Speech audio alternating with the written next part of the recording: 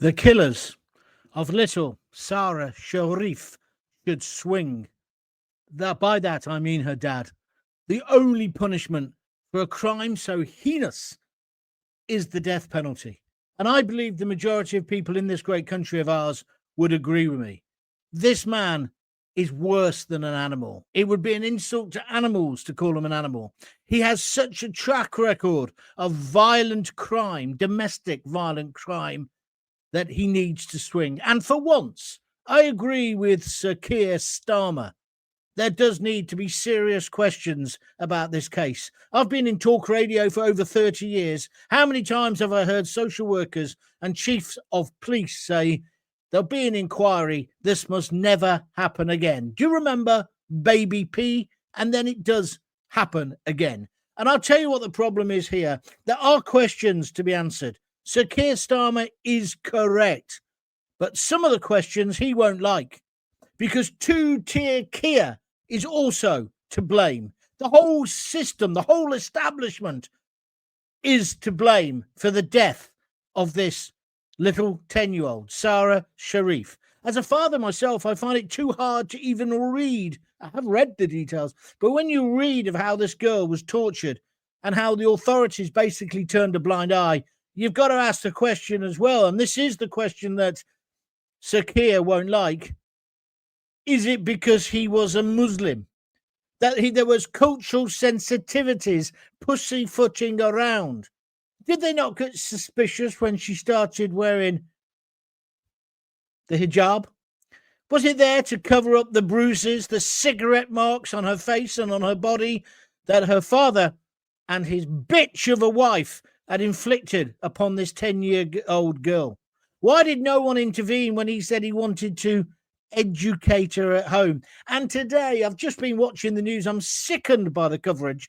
The BBC, the British biased corporation, and Sly News, they're all talking about, oh, yes, it mustn't happen again. And, oh, it's all to do with home education. Well, it's not really, because he murdered her outside term time, the final murder. So, yes, he took her out of school, and yes, the abuse got worse, but it would have happened anyway. But these uber-liberal idiots are concentrating on that today, when what they should be concentrating is how did this monster, how was this monster allowed to nurture his violent streak? It goes back to his ex-wife, his ex-girlfriends. They all reported him. Why didn't the education authorities do anything? And I'm telling you, the real debate today should be, should we bring back the death penalty? Not for every crime, but for crimes like this. He will get 30 years, probably life next week. Him and his wife, both found guilty of murder. But prison is too good for them. I say they should have the Saddam shuffle. They should swing. If you agree with me, could you please get on Twitter, John Gaunt, Jongaunt, or get on Facebook, or send me an email, John, Jon, at johngaunt.com. My name is John Gaunt, obviously. This is the John Gaunt podcast. It's also now on YouTube. Welcome to all my new YouTube viewers. Please, if you like what you're hearing or like what you're seeing, subscribe, tell your friends, share the link, get more people watching. I've got to get my watch hours up, and then we will be flying. Yesterday's podcast went an absolute storm when I asked the question, at 63, am I too old to be a YouTuber? It seems the overwhelming majority of people say no, which is interesting because it's another podcast I'm going to do about how ageism is so prevalent in this country. But now let's go back to the murder. I don't want to get diverted either. The question is this another example of two-tier justice, two-tier Keir? Because he was a Muslim, is that why the education authorities were too scared to intervene? I'm not saying this is just a problem in the Muslim community. Of course not. Baby P being a prime example. Foul abuse like this, abuse of young children, happens in all communities. But did they not interfere? Were they careful because of religious sensibilities? Now, when you say, hold on, John, that's a bit out of order, well, is it? In the same week, we have a democratically elected MP in the Houses of Parliament or House of Commons last week. He was calling for blasphemy laws. to be brought back so that you can't basically have a go at the Quran and the nonsense, in my opinion, that's written in it, the nonsense in it. You should be able to criticize any religion. No religion should be above the law. And I include Christianity and Judaism in that. And, of course, the Muslim faith. I'm sorry, no. And Sakir, Tutir, when he answered that question, he didn't say, no, up yours, mate. This is Britain. This is the home of democracy. This is the mother of all parliaments. We are not bringing in a blasphemy law just because you want it, because you is a Muslim. It ain't going to happen. But no, he came up with some weedy, sort of pathetic excuse because he's very wary of this new voting system where people are beginning to vote on sectarian or religious lines, which is immensely, immensely dangerous for Britain, in my opinion. I would like yours on that as well. You know, you could also ask the question about the Manchester airport attackers. They are still not in a court. Maybe they're innocent. I don't know. But the only way to know if they're guilty of breaking that policewoman's nose, if they started the trouble rather than our brave armed coppers, is to get them up before 12 good men in troop. Instead, we let them on Sly News and on the British Bullshit Corporation have a press conference slagging off the police without any real evidence. Well, there's the video, wasn't there? But there's another video that contradicts that. Why aren't they in a court of law? Is it because they is Muslim? You see what I'm saying? The moment we start going down this line of sectarian policing, we know it happens. The real world, we know it happens. It happens with Just Stop Oil as well, doesn't it? They don't get in there. They go skateboarding with them. Or the gay marches, they start wearing the pink tutus. Soon our police will be dressed as nuns with their breasts out, like some of the gays are on the marches. I'm sorry, it's wrong. You should police with no prejudice and no favour. And if somebody steps out of line, even if it's a Palestinian, God save us, then you should get involved. And talking of which, all the Syrians, bye, Stelios, shocks away. All the Syrians who came here to get away from Assad, they can all go home now. Don't take any more asylum seekers from Syria. They're not in danger unless they're the ones who brought him down or supported him. Just follow where I'm coming from here. And why are we celebrating that he's been removed? He was a foul dictator, of course. But now we've got Al-Qaeda in charge. What a wonderful world that this is. But I say bye to all of the Syrians. We gave you refuge. You don't need to be here anymore. Bye. Let's get back to little Sara Sharif. I'm not going to read out the injuries inflicted on her. You know, there's been bite marks, cigarette marks. She was beaten with a cricket bat. And there's an amazing description of it on the BBC site. It's got to be said, if you want to read all the details, which I think I'd suggest you do, but it's horrendous. It really is horrendous. But why is there this political sensitivity? We also saw it, of course, with that murdering, well, he wasn't a murdering scumbag. We probably got rid of him before he became one. But Chris Cab, the gangster in London, they tried for a moment to turn that into a George Floyd Black Lives Matter situation. Well, George Floyd's another one, isn't he? George Floyd wasn't an angel, was he? I don't think he deserved to die by having somebody kneel on his neck. But I've kind of had enough of two-tier justice. Likewise, if there's racist police in the Met or any police force, root them out, get rid of them. But let's stop having two-tier justice. So, Sakir, what you should be doing today is saying we're not going to have that. You need to look into this education authority. You need to look into this council. You need to look into the person. As we let the father swing, right, and die or go into old Sparky, we should bring that into this country. As we kill him, as we execute him, we should have in a court of law, whichever stupid social worker or social workers said that this man could look after his children, which education officials gave him permission to educate this beautiful little girl at home. And I'd also like to know which part of the PR department of the relevant council or indeed the police, issued the photographs last night. We've seen those beautiful photos of her, the fact that she liked pink and all the rest of it.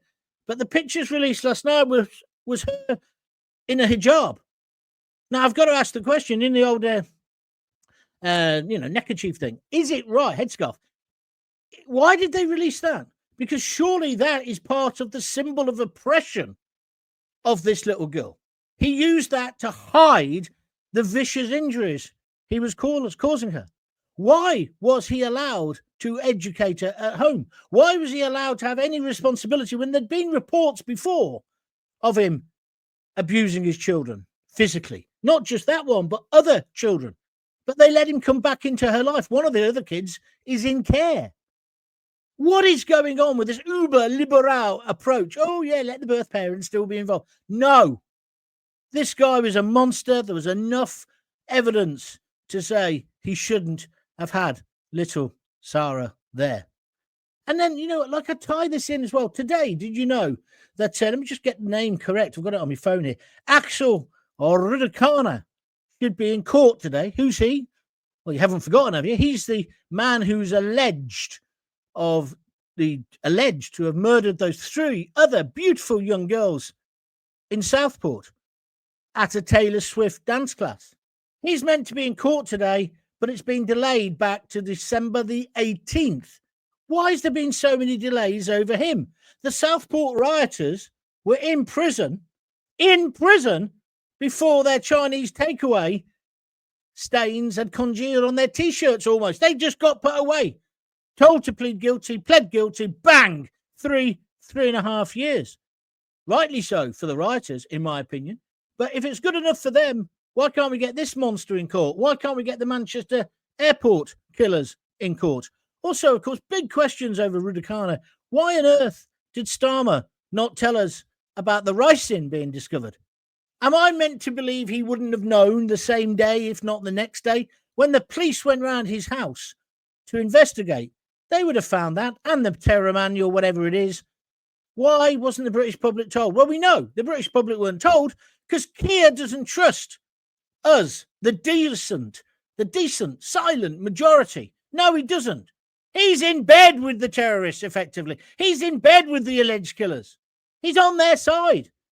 We saw this when he was director of public prosecutions. He loved the fact he could bang up a load of guys just recently. Now, some of them deserve to go to prison, but others who had just written things on Facebook, then retracted it. I don't think so. He's more keen on attacking free speech than attacking scum who want to murder our children. Now, I don't know whether Alex is guilty. I want him up before 12 good men and true. What I also want to know, Sir Keir, if we haven't got 2-tier policing on justice, how come we haven't seen a photo of him? We've got the photos when he was in Doctor Who. You couldn't make this up, could you? But when he was a kid, we haven't got any grown-up photos. There must be grown-up photos. We've got surveillance bloody cameras on every corner. I'm sure if I was up on a charge, I'd have every photo in the world up about it. Is it because I is white?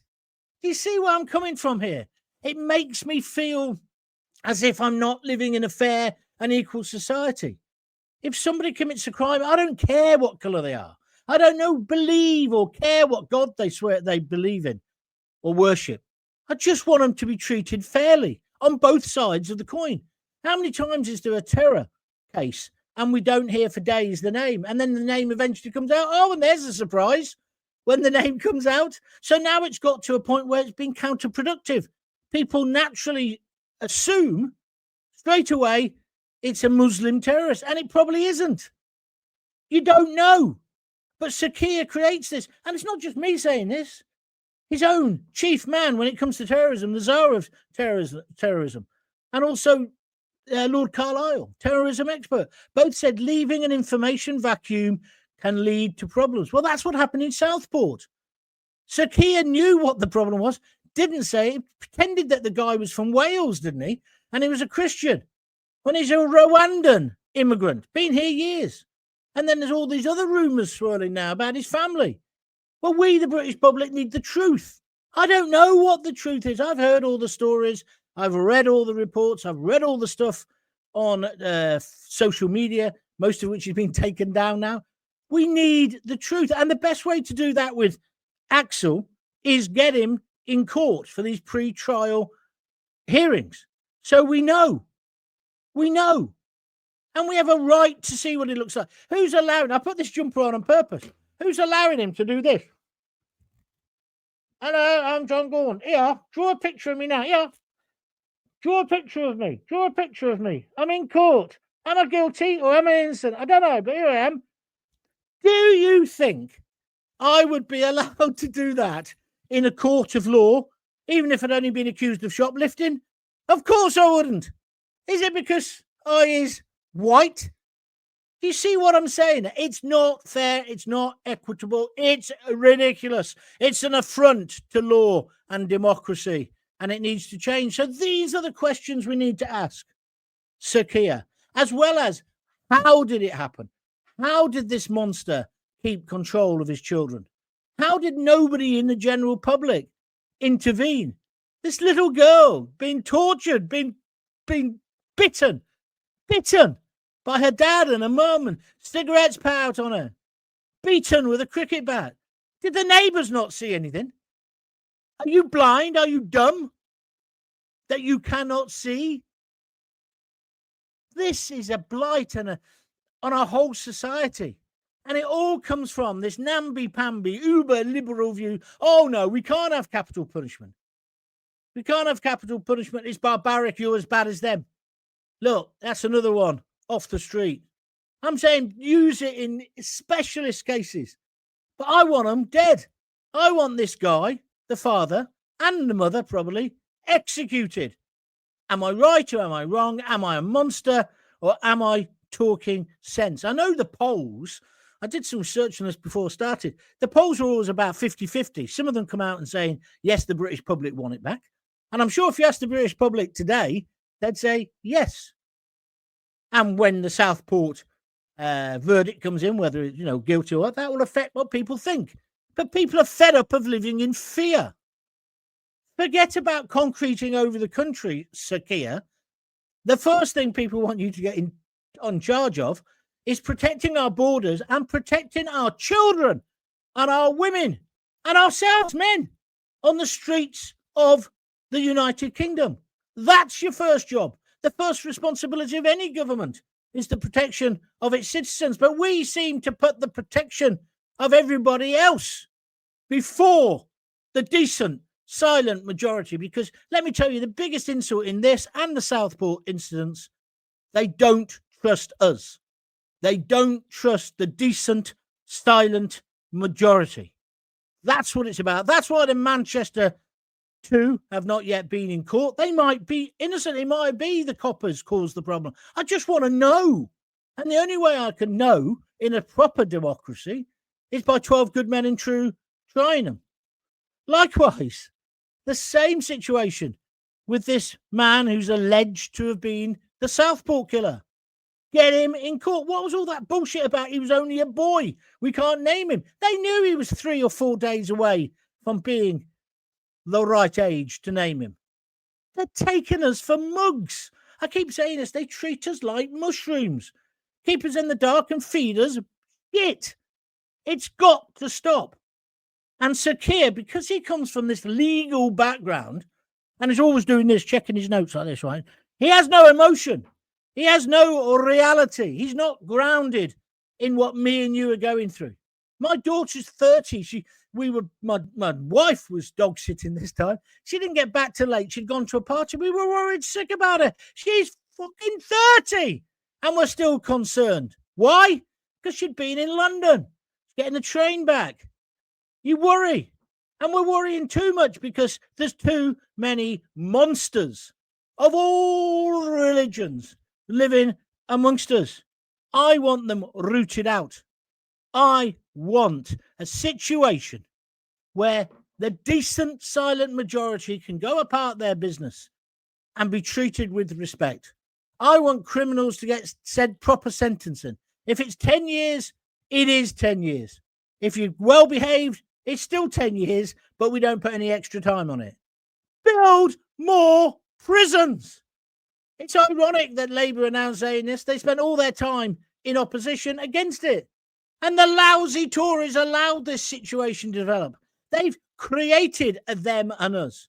That's why there's antagonism between the settled indigenous community, whether they're black, white, yellow, blue, whatever, of the United Kingdom, those of us who either were born here, who came here legally, have been here for generations, whatever, and the people who are arriving in rubber boats via Calais at Dover. No one really hates them as individuals, but they also have the reality, like Angela Rayner. Have you seen her? Bob the Builder had more fucking intelligence than her. Can we build it? Yes, we can. So Angela Rayner is going to build 1.5 million homes, but when it's pointed out to her, well, that's about the same number of people who are getting in illegally or legally, she doesn't have an answer. And also, she needs those people in to build the houses because we haven't trained our own people. She makes Diane Abbott, Abacus Abbott, right, with her sums, she makes her look like Carol fucking Vorderman. But these are the people who are running the country. And so Sir Keir today, and again, no respect.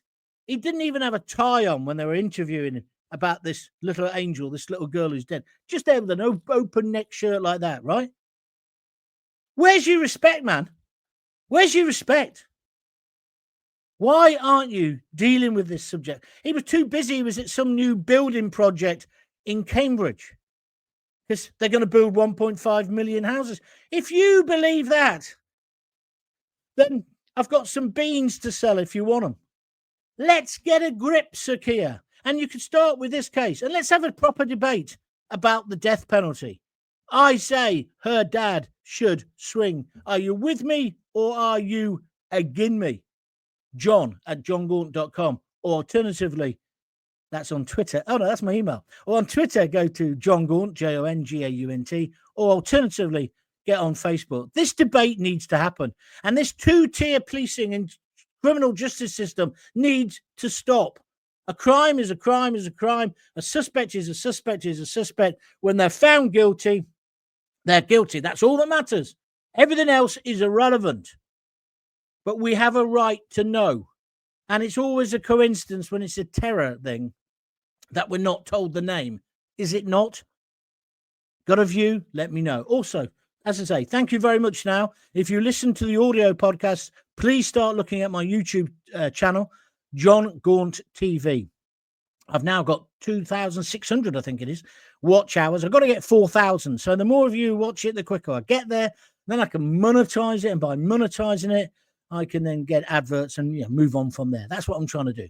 I'm trying to rebuild my career at 63. I've lost everything. Ever since I called that counsellor a Nazi, which I still believe in, by the way, I lost everything. Then I got sepsis, nearly lost my life. Now I'm here.